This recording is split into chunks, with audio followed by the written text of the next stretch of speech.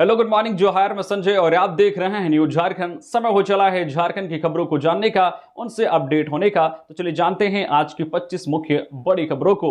उससे पहले अगर आप न्यूज झारखंड चैनल को सब्सक्राइब नहीं किए हैं तो प्लीज चैनल को सब्सक्राइब करके बेल आइकन प्रेस कर लीजिए। तो चलिए शुरुआत करते हैं आज की पहली और महत्वपूर्ण बड़ी खबरों से। मैया सम्मान योजना, महिलाओं के खाते में ट्रांसफर हुई अप्रैल महीने की राशि। मुख्यमंत्री मैया सम्मान योजना के तहत रांची जिले के लाभुकों को अप्रैल माह की 2500 रुपए की सम्मान राशि उनके आधार से लिंक बैंक खातों में ट्रांसफर कर दी गई है। जिला प्रशासन द्वारा दी गई जानकारी के अनुसार प्रथम चरण में कुल 3,40,063 लाभुकों को 85 करोड़ 1,57,500 रुपए का भुगतान आधार आधारित प्रणाली से किया गया है। इस योजना के तहत ग्रामीण और शहरी दोनों क्षेत्र के लाभुकों को लाभ मिला है। जिन लाभुकों का आवेदन पूर्व में स्वीकृत हो चुका है लेकिन उनका बैंक खाता आधार से लिंक नहीं है, उनके लिए रांची के उपायुक्त शाह जिला दंडाधिकारी मंजूनाथ भजंत्री ने अपील जारी की है कि वे जल्द से जल्द अपना आधार सीडिंग करवा ले ताकि उन्हें योजना का लाभ सुरक्षित रूप से मिल सके। जिले में भौतिक सत्यापन का कार्य भी तेजी से चल रहा है। सत्यापन पूरा होते ही शेष योग्य लाभुकों को भी योजना का लाभ दिया जाएगा। जिन लाभुकों का भौतिक सत्यापन अभी लंबित है वे आंगनबाड़ी सेविका से संपर्क कर सत्यापन पत्र प्राप्त करें और आवश्यक प्रक्रिया पूर्ण करें। कतियानी पदयात्रा का अंतिम पड़ाव, राजभवन के दरवाजे पर जेएलकेएम का धरना, झारखंडी अधिकारों की गूंज। जेएलकेएम की खतियानी पदयात्रा गुरुवार को अपने अंतिम पड़ाव पर रांची पहुंची। पदयात्रा का नेतृत्व जेएलकेएम केंद्रीय उपाध्यक्ष देवेंद्र नाथ महतो ने किया। राजधानी में प्रवेश के बाद यह यात्रा बुट्टी मोड़ से प्रारंभ होकर राजभवन तक पहुंची, जहां प्रदर्शन के पश्चात राजभवन के समीप महाधरना का आयोजन किया गया। इस पदयात्रा की शुरुआत 15 मई को संथाल परगना के दुमका से हुई थी। यह पदयात्रा 570 किलोमीटर की दूरी तय करते हुए गुरुवार को रांची में अपनी अंतिम मंजिल तक पहुंची। इस पदयात्रा के माध्यम से जेएलकेएम ने कई महत्वपूर्ण मांगे उठाई, जिसमें खतियान आधारित स्थानीय नीति, नियोजन नीति, रोजगार नीति, उद्योग नीति, विस्थापन नीति, पुनर्वास नीति, जातीय जनगणना, सरना धर्म कोड, पेशा कानून का पूर्ण क्रियान्वयन शामिल हैं। कार्यक्रम में सैकड़ों की संख्या में लोग उपस्थित रहे और उन्होंने मांगों के समर्थन में एकजुटता दिखाई। जेएलकेएम ने स्पष्ट किया है कि जब तक झारखंडियों के अधिकार और पहचान सुरक्षित नहीं किए जाते तब तक संघर्ष जारी रहेगा। सीएम हेमंत सोरेन ने सिरमटोली फ्लाईओवर का किया उद्घाटन। कार्तिक उरांव फ्लाईओवर के नाम से जाना जाएगा। मुख्यमंत्री हेमंत सोरेन ने विश्व पर्यावरण दिवस के अवसर पर आयोजित कार्यक्रम में बड़ी घोषणा करते हुए कहा है कि रांची स्थित सिरमटोली फ्लाईओवर का नाम अब आदिवासी नेता कार्तिक उरांव के नाम पर रखा जाएगा। सीएम ने कहा, इस तरह हम अपने पूर्वजों को सम्मान देने जा रहे हैं। मुख्यमंत्री हेमंत सोरेन सिरमटोली पहुंचने के बाद सबसे पहले पूजा में बैठे। इसके बाद फीता काटकर और शिलापट का अनावरण कर सिरमटोली फ्लाईओवर उद्घाटन किया। उनके साथ पूजा में राज्यसभा सांसद महुआ माझी, मंत्री शिल्पी नेहात्रिकी, मंत्री सुदिव्य कुमार सोनू, मंत्री संजय प्रसाद यादव शामिल रहे। बता दें कि उद्घाटन को लेकर सिरमटोली फ्लाईओवर के पास भारी संख्या में पुलिसकर्मियों की नियुक्ति भी की गई थी। इस फ्लाईओवर के निर्माण से कांटाटोली से डोरंडा की ओर जाने वाले यात्रियों को बहुत बड़ी सुविधा मिलेगी, जाम से निजात मिलेगा। कथावाचक के बेटे ने 12वीं आर्ट्स में किया झारखंड टॉप, 481 नंबर लाकर पाया पहला पोजीशन। पारा शिक्षक की बेटी बनी सेकेंड टॉपर। 12वीं इंटर आर्ट्स परीक्षा 2025 के परिणाम में साहिबगंज जिला के दरला के छात्र देव तिवारी ने पूरे झारखंड में टॉप किया है। वहीं हजारीबाग की छात्रा प्रेरणा ने राज्य में दूसरा स्थान प्राप्त किया है। देव तिवारी राजमहल स्थित +2 जेके हाई स्कूल में पढ़ाई की है। उन्होंने 481 अंक प्राप्त कर राज्य में पहला स्थान प्राप्त किया है। वही पदमा प्रखंड स्थित RN+2 हाई स्कूल की छात्रा प्रेरणा ने 470 अंक हासिल किए हैं। देव तिवारी के पिता संजय तिवारी लोग के घर में पूजा पाठ कराते हैं और कथावाचक भी हैं। वहीं प्रेरणा के पिता शरवण सिंह पिछले 2 वर्षों से बीमार हैं और मां शशि जो है किरण पारा शिक्षक के रूप में कार्यरत हैं। झारखंड टॉपर देव तिवारी ने बताया कि उनका सपना है कि वे आगे चलकर संस्कृत का प्रोफेसर बने या प्रशासनिक सेवा में जाएं और समाज के लिए काम करें। उन्होंने अपनी सफलता का श्रेय नियमित पढ़ाई, स्कूल के शिक्षकों की मेहनत और माता पिता के मार्गदर्शन को दिया।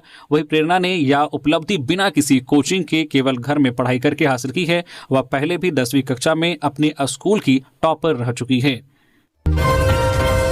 बकरीद को लेकर झारखंड में सुरक्षा के पुख्ता इंतजाम, 5500 अतिरिक्त जवानों की होगी तैनाती। झारखंड में बकरीद के त्यौहार को लेकर सुरक्षा के पुख्ता इंतजाम किए गए हैं। झारखंड पुलिस मुख्यालय ने राज्य के सभी 24 जिलों में कुल 5500 अतिरिक्त जवानों की तैनाती का आदेश दिया है। इन जवानों में सशस्त्र बल से लेकर लाठी बल तक शामिल होंगे ताकि किसी भी अप्रिय घटना को रोका जा सके। राज्य के संवेदनशील जिलों जैसे कि गिरिडीह, हजारीबाग, पलामू, जमशेदपुर और रांची में विशेष सतर्कता बरतने के निर्देश जारी किए गए हैं। इन जिलों में सुरक्षा बलों की अधिक संख्या में तैनाती की जा रही है। ये अतिरिक्त जवान आज 6 जून से 8 जून तक के लिए तैनात किए गए हैं, जो बकरीद के त्यौहार की अवधि को कवर करेंगे। जेएसएससी भर्ती के लिए फिर से होगी 2 परीक्षाएं, कार्मिक विभाग का नया प्रस्ताव तैयार। झारखंड राज्य कर्मचारी चयन आयोग जेएसएससी के माध्यम से बहाली के लिए अब एक बार फिर 2 परीक्षाओं का आयोजन होगा। कार्मिक विभाग ने इसकी तैयारी पूरी कर ली है। विभाग की ओर से तैयार प्रस्ताव के अनुसार पहले प्रारंभिक परीक्षा और फिर मुख्य परीक्षा मेंस का आयोजन होगा। इन दोनों परीक्षाओं के माध्यम से सफल अभ्यर्थियों को नौकरी दी जाएगी। ज्ञात हो कि पूर्व में राज्य सरकार ने परीक्षा संचालन नियमावली 2015 में संशोधन करते हुए एक ही बार में परीक्षा संचालन का निर्णय लिया था। नियुक्ति प्रक्रिया में तेजी लाने के मकसद से यह निर्णय लिया गया था। हाल ही में कुछ बहालियों में एक ही बार परीक्षा ली गई है। इसमें बदलाव के लिए एक बार फिर कार्मिक विभाग ने प्रस्ताव तैयार किया है और यह प्रस्ताव अगली कैबिनेट की बैठक में विचार के लिए रखा जाएगा। ज्ञात हो कि हाल के दिनों में आयोजित परीक्षा को लेकर प्रश्न पत्र लीक होने जैसे आरोप लगे हैं, जिसके बाद से राज्य सरकार परीक्षा पैटर्न में बदलाव की तैयारी कर रही थी। झारखंड में कर्मचारियों के चयन को लेकर परीक्षा संचालन नियमावली में एक बार फिर बदलाव की तैयारी की जा रही है। इस बदलाव के लिए कार्मिक विभाग को कैबिनेट की मंजूरी लेनी होगी।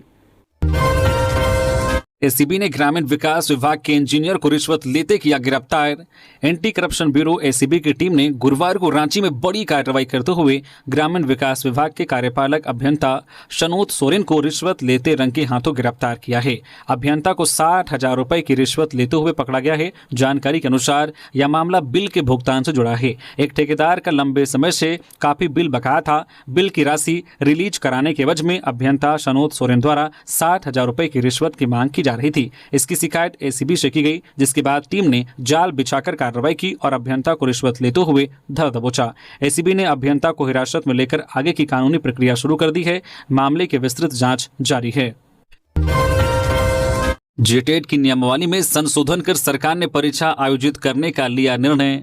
झारखंड सरकार ने जेटेट की नियमावली फिर से जारी कर दी है। इस प्रारूप में कुछ संशोधन कर दोबारा लोगों के लिए लाया गया है। जिन अभ्यर्थियों को इससे जुड़े कुछ सुझाव देने हो या शिकायत दर्ज करानी हो, वे इन 7 दिनों के अंदर करा सकते हैं। दरअसल 2016 के बाद जेटेट की परीक्षा नहीं हुई है। कुछ माह पूर्व जेटेट की परीक्षा का विज्ञापन सरकार ने निकाला था, जिसमें लाखों लोगों ने आवेदन दिया था और अब सरकार ने यह निर्णय लिया है कि इसकी नियमावली में संशोधन करते हुए नए सिरे से जेटेट की परीक्षा आयोजित करेगी। इसको लेकर सरकार ने 25 पेज की एक अधिसूचना भी जारी कर दी है।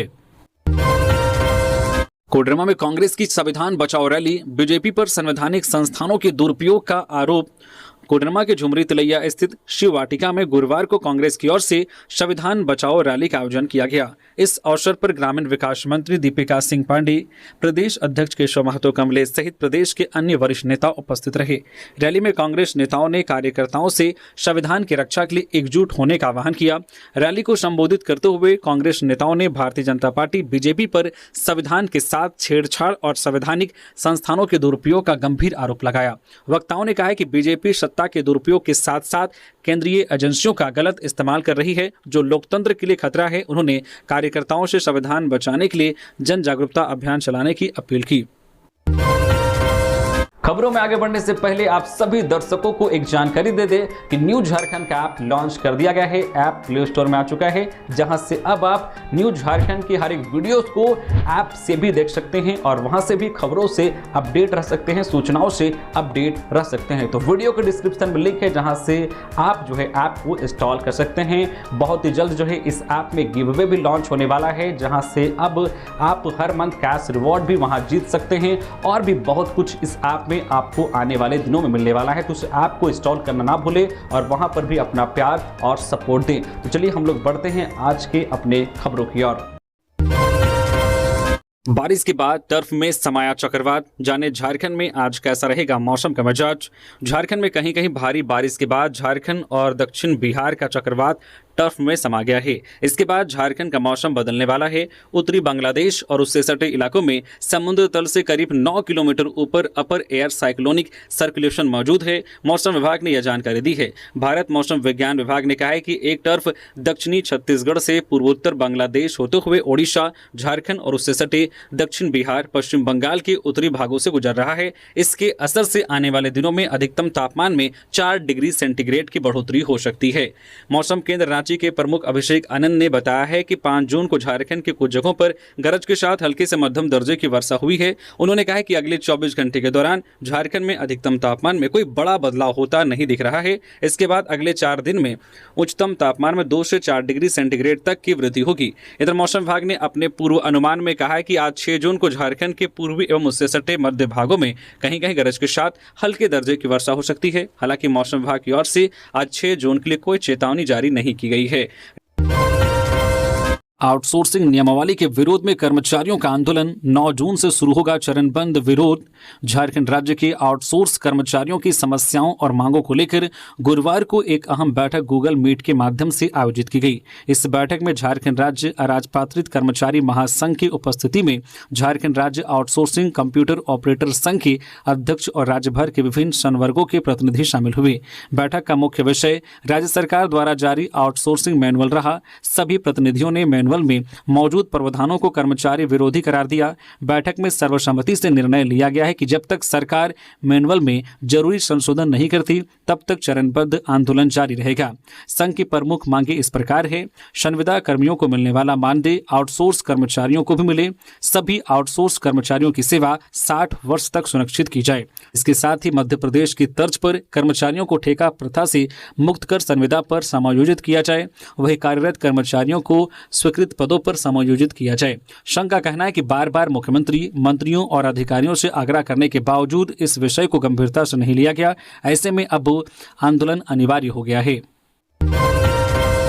झारखंड के 7 विश्वविद्यालयों को मिले रजिस्ट्रार। जेपीएससी ने जारी किया इंटरव्यू का रिजल्ट। राज्य के 7 राजकीय विश्वविद्यालयों को लंबे समय बाद रजिस्ट्रार मिल गए हैं। झारखंड लोक सेवा आयोग ने गुरुवार को इन पदों पर नियुक्ति के लिए 29 मई को आयोजित साक्षात्कार का परिणाम जारी कर दिया। इसी के साथ आयोग ने नियुक्ति की अनुशंसा संबंधित विश्वविद्यालयों को कर दिया। जेपीएससी द्वारा जारी किए गए परिणाम के अनुसार बसंत कुमार झा रांची विश्वविद्यालय के रजिस्ट्रार पद के लिए चयनित किए गए हैं। इसी तरह विमल कुमार मिश्रा हजारीबाग स्थित विनोबा भावे विश्वविद्यालय, राधानाथ त्रिपाठी धनबाद स्थित विनोद बिहारी महतो कोयलांचल विश्वविद्यालय, कुमारी अंजना जमशेदपुर महिला विश्वविद्यालय, नफीस अहमद पलामू स्थित नीलांबर पीतांबर विश्वविद्यालय, विक्रम शर्मा कोल्हान विश्वविद्यालय तथा राजीव रंजन शर्मा सिद्धो कान्हू विश्वविद्यालय के रजिस्ट्रार के पद के लिए चयनित हुए हैं। राजीव रंजन शर्मा रांची के मरवाड़ी कॉलेज के प्रोफेसर इंचार्ज हैं। बताते चले कि आयोग ने इन पदों पर नियुक्ति के लिए 21 सितंबर 2023 को ही विज्ञापन जारी कर आवेदन मंगाए थे। हजारीबाग में नशा तस्करी के खिलाफ पुलिस की बड़ी कार्रवाई। 1.5 करोड़ रुपए की अफीम बरामद, 6 तस्कर गिरफ्तार। हजारीबाग से बड़ी खबर सामने आई है, जहां नशा तस्करी के खिलाफ पुलिस ने एक बड़ी सफलता हासिल की है। पुलिस ने विशेष छापेमारी अभियान चलाकर करीब 40 किलो मादक पदार्थ अफीम बरामद किया है, जिसकी बाजार में अनुमानित कीमत करीब 1 करोड़ 50 लाख रुपए बताई जा रही है। इस कार्रवाई को अंजाम हजारीबाग जिले के लोहसिंघना, कोर्रा और मुफस्सिल थाना क्षेत्र में एक साथ दिया गया। पुलिस ने इस दौरान 6 नशा तस्करों को भी गिरफ्तार किया है। गिरफ्तार तस्कर हजारीबाग और चतरा जिले के निवासी बताए जा रहे हैं। राष्ट्रपति के देवघर दौरे को लेकर मुख्य सचिव ने की उच्च स्तरीय समीक्षा बैठक। राष्ट्रपति द्रौपदी मुर्मू 10 जून को 2 दिवसीय दौरे पर देवघर पहुंच रही है। उस दिन वह सर्किट हाउस में रात्रि विश्राम करेंगी। 11 जून को बाबा वैद्यनाथ मंदिर में पूजा अर्चना के बाद देवघर एम्स के पहले दीक्षांत समारोह में शिरकत करेंगी। दीक्षांत समारोह में शामिल होने के बाद वह असम चली जाएंगी। उनके आगमन की तैयारियों को लेकर गुरुवार को मुख्य सचिव अलका तिवारी की अध्यक्षता में समीक्षा की गई। मुख्य सचिव ने संबंधित अधिकारियों को राष्ट्रपति के दौरे को यादगार बनाने पर बल देते हुए हर छोटी बड़ी व्यवस्था को समय रहते चाक चौबंद कर लेने का निर्देश दिया। तैयारियों की समीक्षा के दौरान उन्होंने अबाधित विद्युत व्यवस्था पर जोर देते हुए राष्ट्रपति के आने जाने वाले मार्ग के लैंप पोस्ट, गेबियन और सड़क स्वच्छता पर विशेष फोकस करने पर बल दिया। उन्होंने राष्ट्रपति के आगमन से लेकर प्रस्थान तक की व्यवस्था तय करते हुए उसकी जवाबदेही संबंधित विभागों को सुनिश्चित करने का निर्देश दिया। समीक्षा के दौरान डीजीपी अनुराग गुप्ता ने बताया कि राष्ट्रपति की सुरक्षा 4 IPS अधिकारियों के नेतृत्व में तमाम पुलिसकर्मी संभालेंगे। उसमें IB और स्पेशल ब्रांच के अधिकारी भी शामिल रहेंगे। वहीं अन्य व्यवस्था की निगरानी बतौर नोडल पदाधिकारी वाणिज्य कर विभाग के सचिव अमिताभ कौशल करेंगे। झारखंड बोर्ड 12वीं में मिठाई विक्रेता की बेटी का कमाल। आस्था कुमारी ने 91% अंकों के साथ कोडरमा जिले में किया टॉप।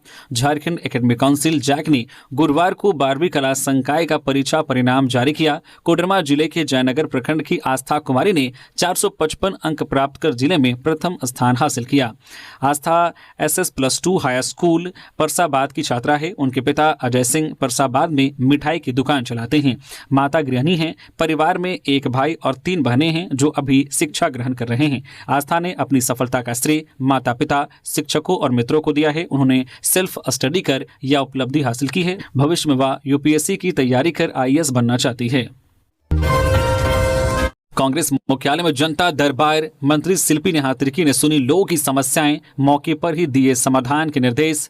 प्रदेश कांग्रेस मुख्यालय में जनता दरबार का आयोजन किया गया। इस दरबार में कृषि, पशुपालन एवं सहकारिता मंत्री श्रीमती शिल्पी नेहा तिर्की ने विभिन्न जिलों से आए लोगों की समस्याएं सुनी और कई मामलों में मौके पर ही संबंधित अधिकारियों से बात कर त्वरित समाधान के निर्देश दिए। मंत्री श्रीमती तिर्की ने अधिकारियों को स्पष्ट शब्दों में कहा है कि किसी भी समस्या के समाधान में ढिलाई नहीं बरती जाए। उन्होंने कहा है कि जनता की उचित समस्याओं का त्वरित निदान करना मौलिक अधिकार है और हमें यह सुनिश्चित करना चाहिए कि कोई भी व्यक्ति लाल फीताशाही में ना फंसे, उसकी फाइलें अटक कर ना रह जाए। उन्होंने आम लोगों को भी जागरूक रहने और अधिकारों की जानकारी रखने की अपील की है। उन्होंने कहा है कि कृषि और पशुपालन से जुड़ी समस्याओं का समाधान नियमानुसार किया जा रहा है और अन्य विभागों की शिकायतों के लिए संबंधित विभागीय मंत्रियों से संपर्क कर निराकरण सुनिश्चित किया जाएगा। गोड्डा में माइक्रो फाइनेंस एजेंट से दिन दहाड़े लूट। बाइक सवार 2 बदमाशों ने 90,000 रुपए, टैब और बायोमेट्रिक डिवाइस छीना। गोड्डा फसिल थाना क्षेत्र में कस्बा पंचायत भवन के पास माइक्रो फाइनेंस कंपनी के एजेंट से लूट की घटना सामने आई है। एजेंट प्रीतम कुमार सिंह क्षेत्र में वसूली कर लौट रहे थे। इसी दौरान बाइक सवार 2 बदमाशों ने उन्हें रोका और हथियार दिखाकर 90,000 रुपए, टैब और बायोमेट्रिक डिवाइस लूट लिया। घटना इतनी तेजी से हुई कि आसपास के लोग कुछ समझ पाते इससे पहले ही दोनों बदमाश फरार हो गए। स्थानीय लोगों का कहना है कि इस तरह की घटनाएं अब आम हो गई है। इससे आम नागरिकों का सड़कों पर निकलना मुश्किल हो गया है। मुफस्सिल थाना पुलिस इधर मौके पर पहुंची और जांच शुरू कर दी है। पुलिस घटनास्थल के आसपास लगे CCTV फुटेज की जांच कर रही है। दामोदर नदी की सफाई में जन सहभागिता जरूरी। राज्यपाल ने कहा, गंगा की तरह दामोदर को भी स्वच्छ करे, सभी जगह नो प्लास्टिक जोन बने। बोकारो के तेलमचो में देवनाथ दामोदर महोत्सव 2025 का आयोजन किया गया। विश्व पर्यावरण दिवस और गंगा दशहरा के अवसर पर झारखंड के राज्यपाल ने नदियों की सुरक्षा पर जोर दिया। राज्यपाल ने दामोदर नदी को झारखंड की जीवन रेखा बताया। उन्होंने कहा, औद्योगिक विकास से नदी प्रदूषित हुई है। युगांतर भारतीय संस्था के जन जागरूकता अभियान और सरयू राय के प्रयासों से इसमें सुधार दिख रहा है। उन्होंने झारखंड की प्राकृतिक संपदाओं के संरक्षण को सामूहिक जिम्मेदारी बताया। नमामि गंगे परियोजना का उदाहरण देते हुए कहा कि जन सहभागिता से दामोदर और अन्य नदियां भी स्वच्छ हो सकती है। राज्यपाल ने प्लास्टिक प्रदूषण पर चिंता जताई। संयुक्त राष्ट्र की थीम प्लास्टिक प्रदूषण को समाप्त करना का जिक्र किया। उन्होंने सभी शैक्षणिक संस्थानों व सार्वजनिक स्थलों को नो प्लास्टिक जोन घोषित करने का सुझाव दिया। लातेहार के अमझरिया घाटी में बस और टैंकर की टक्कर, दोनों गाड़ियों के ड्राइवर केबिन में फंसे, आमने सामने की हुई टक्कर, 6 यात्री घायल। लातेहार में गुरुवार को यात्रियों से भरी बस और टैंकर में जोरदार टक्कर हो गई। इस हादसे में दोनों गाड़ियों के ड्राइवर केबिन में फंस गए, वहीं बस में सवार 6 यात्री घायल हो गए। स्थानीय लोगों और पुलिस की मदद से सभी को अस्पताल पहुंचाया गया। घटना चंदवा थाना क्षेत्र के अमझरिया घाटी के पास हुई। लोगों ने कड़ी मशक्कत के बाद दोनों ड्राइवर को गाड़ी से बाहर निकाला और अस्पताल पहुंचाया गया। दोनों की स्थिति गंभीर बनी हुई है। बस चालक को इलाज के लिए कुड्डू स्वास्थ्य केंद्र भेजा गया, जबकि टैंकर चालक जो है समीर अंसारी को चंदवा स्वास्थ्य केंद्र लाया गया। वह यूपी प्रतापगढ़ का रहने वाला है। यात्री बस चतरा से रांची जा रही थी, जबकि टैंकर रांची से चंदवा की ओर आ रहा था। इसी दौरान अमझरिया घाटी के हॉट मिक्सिंग प्लांट के पास दोनों वाहनों की जोरदार टक्कर हो गई। टक्कर इतनी जोरदार थी कि दोनों वाहनों का अगला हिस्सा पूरी तरह से क्षतिग्रस्त हो गया। हादसे में बस में सवार करीब आधा दर्जन यात्री घायल भी हुए हैं। चंदन कियारी पहुंचे पूर्व सीएम रघुवर दास, कहा मैया सम्मान योजना मामले में राज्य सरकार लक्ष्य से दूर। संथाल परगना में आदिवासी समाज के द्वारा चौपाल कार्यक्रम को संपन्न कर लौटने के क्रम में पूर्व मुख्यमंत्री रघुवर दास चंदन कियारी पहुंचे, जहां भारतीय जनता पार्टी के कार्यकर्ताओं के साथ पूर्व नेता प्रतिपक्ष अमर कुमार बावरी ने उनका भव्य स्वागत किया। इस दौरान पूर्व मुख्यमंत्री रघुवर दास ने कार्यकर्ताओं के साथ अपनी बातों को साझा किया। उन्होंने कहा कि वर्तमान सरकार झूठ की सरकार है। चुनाव से पहले मैया योजना के जो वादे किए गए थे उसे पूरा नहीं किया जा रहा है। उन्होंने कहा कि सरकार ने कहा था कि मैया योजना के तहत 18 से 50 वर्ष की सभी महिलाओं को 2500 रुपए दिए जाएंगे और राज्य में 70 लाख के करीब महिलाएं इस उम्र के बीच की हैं, लेकिन सरकार अभी भी अपने लक्ष्य से कोसों दूर है। वहीं चंदन कियारी में बने इंजीनियरिंग कॉलेज के विषय में उन्होंने कहा कि सरकार भले ही आज अपनी पीठ थपथपा रही हो, लेकिन जनता जानती है कि चंदन कियारी जैसे जगह पर इंजीनियरिंग कॉलेज लाने का काम भारतीय जनता पार्टी ने ही किया था। इसके लिए किसी सरकार से किसी प्रकार के सर्टिफिकेट की जरूरत नहीं है। जनता का सर्टिफिकेट ही भारतीय जनता पार्टी के लिए सर्वमान्य है। उग्रवाद प्रभावित गांव की बेटी ने रचा इतिहास, बिना बिजली सड़क वाले शेरगढ़ा की उषा रानी ने 463 अंक से किया जिला टॉप। लातेहार के उग्रवाद प्रभावित क्षेत्र शेरगढ़ा की उषा रानी ने शानदार प्रदर्शन किया है। उन्होंने 463 अंक प्राप्त कर जिले में पहला और राज्य में 5वां स्थान हासिल किया है। उषा ने बताया कि वह मूल रूप से बालूमाथ के शेरगढ़ा पंचायत के चेटर गाँव की रहने वाली है, जहाँ ना बिजली, ना सड़क और न ही पानी की सुविधा है। पढ़ाई में रुचि को देखते हुए उनके पिता ने बालूमाथ में रहकर उन्हें पढ़ाई करवाई। उषा ने बताया कि उनके पिता जयनाथ रवि पारा शिक्षक हैं। उत्क्रमित प्राथमिक विद्यालय चेटर में 2002 से पढ़ा रहे हैं। शिक्षक होने के कारण पढ़ाई को लेकर हमेशा गंभीर रहे। उन्होंने ही पढ़ाई की ओर ध्यान आकर्षित करवाया। उषा ने बताया कि वह रोजाना कोचिंग के अलावा 5 से 6 घंटे सेल्फ स्टडी करती थी। सुबह 3 बजे उठकर 5 बजे तक पढ़ाई करना उनकी दिनचर्या का हिस्सा था। साहिबगंज में 2 अपराधी हथियार सहित गिरफ्तार, 2 पॉकलेन और 2 हाइवा को जलाने की बात स्वीकारी।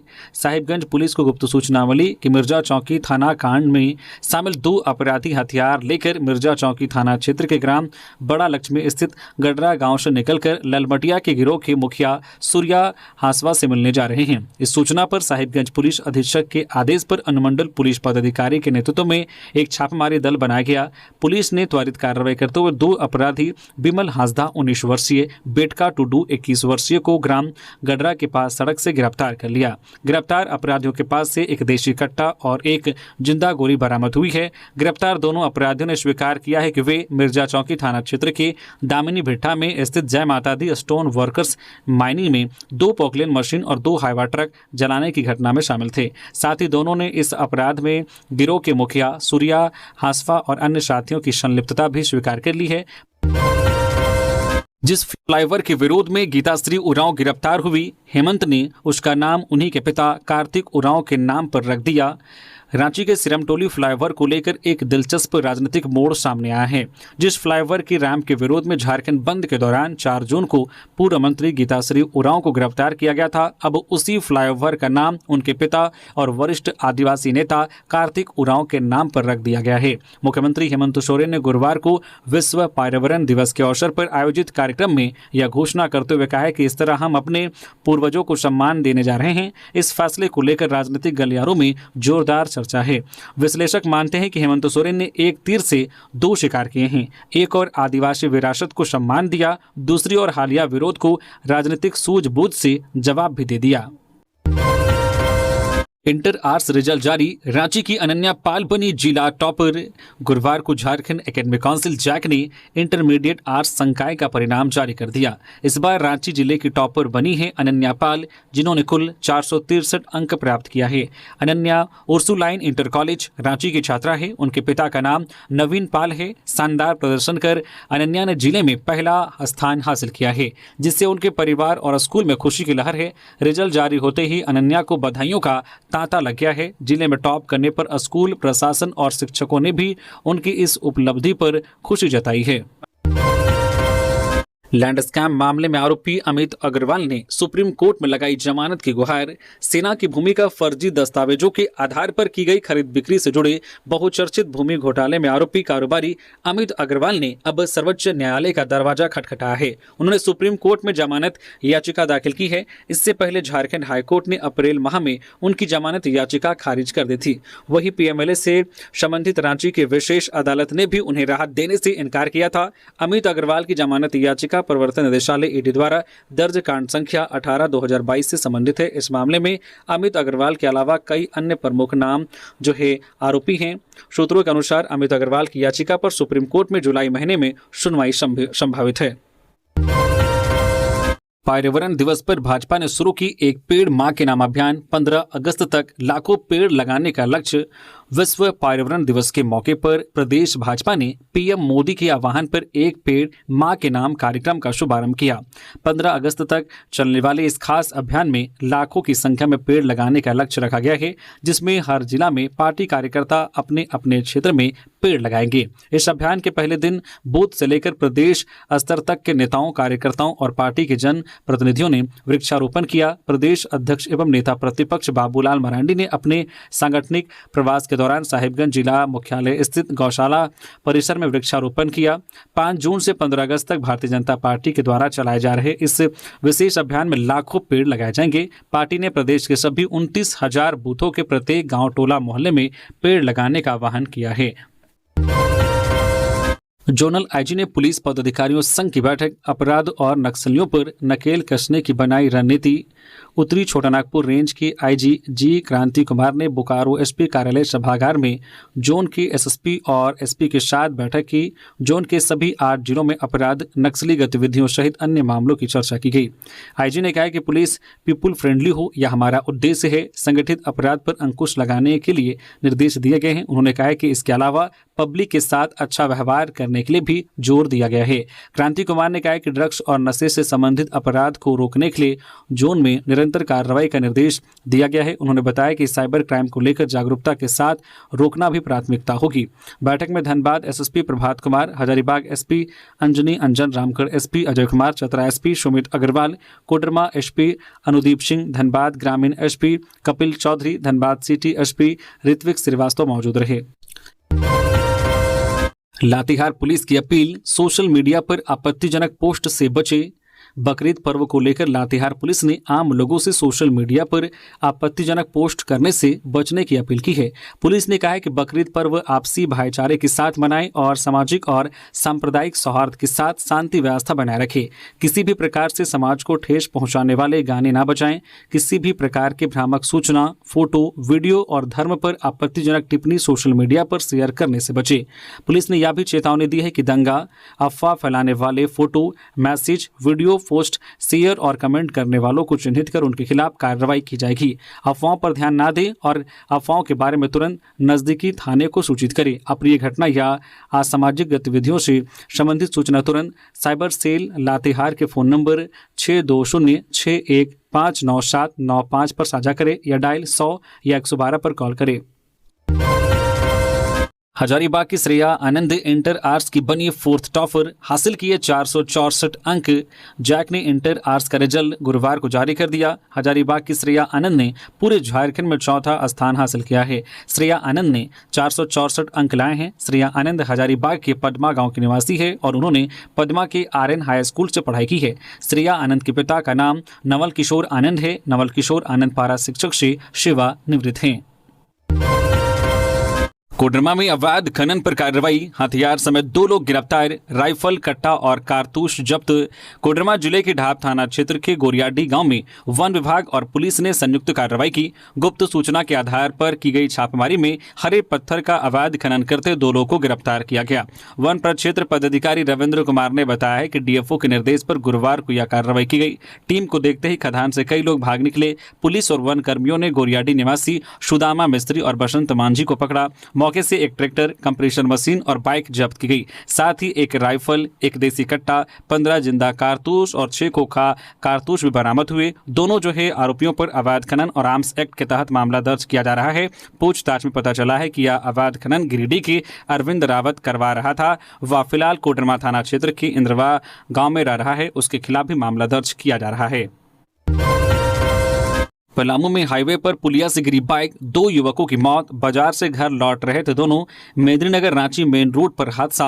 मेदिनीनगर रांची मुख्य पथ पर बुधवार शाम एक दर्दनाक सड़क हादसा हुआ। सतबरवा थाना क्षेत्र के ताबर गांव में नेशनल हाईवे 75 की पुलिया से एक बाइक अनियंत्रित होकर गिर गई। हादसे में बाइक पर सवार दोनों युवकों की मौत हो गई। मृतकों की पहचान होटाई गाँव की राजबली भुइयां 28 वर्षीय और पिड़िया गाँव के रूपदेव उरांव 28 वर्षीय के रूप में हुई है। दोनों सतबरवा हाट बाजार से अपने घर लौट रहे थे। बाइक पर दोनों सवार थे।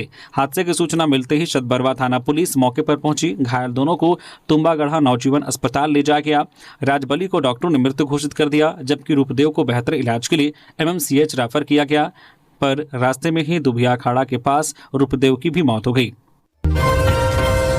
लातेहार में ट्रैक्टर की चपेट में आकर 2 साल के बच्चे की मौत। लातेहार जिले में ट्रैक्टर की चपेट में आकर 2 वर्षीय बच्चे की मौत हो गई।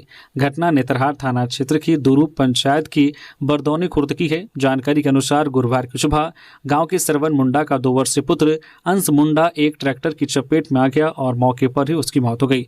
ग्रामीणों ने बताया है कि ट्रैक्टर ढलान पर खड़ा था। ट्रैक्टर के पीछे 3-4 बच्चे खेल रहे थे। अचानक ट्रैक्टर पीछे की ओर ढुलकने लगा और वहां खेल रहा अंश मुंडा ट्रैक्टर की चपेट में आ गया, जिससे मौके पर ही उसकी मौत हो गई। ट्रैक्टर जो है लुरगुमी निवासी इकबाल अंसारी का बताया जा रहा है। घटना के बाद इकबाल अंसारी ने ट्रैक्टर को वहां से हटाकर कहीं छुपा दिया है।